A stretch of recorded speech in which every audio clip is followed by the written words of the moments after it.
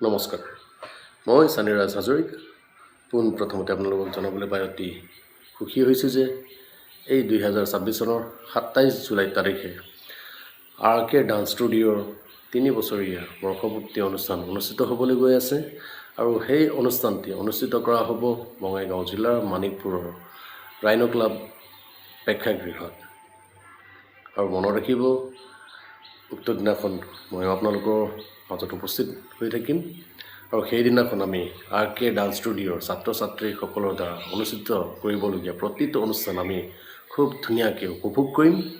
আৰু এই চেগতে RK dance ষ্টুডিঅ'ৰ সত্তাধিকাৰী Shri Rajiv Kumar বিশ্বাস ডাঙৰীয়াক মই ধন্যবাদ জনাবলৈ বিচাৰিছোঁ যে সেই সুন্দৰ আমন্ত্ৰণ দিয়াৰ বাবে। আহি আছোঁ আপোনালোকক লগ পাবলৈ এই 27 জুলাই তাৰিখে আপোনালোকৰ মাজত। ধন্যবাদ।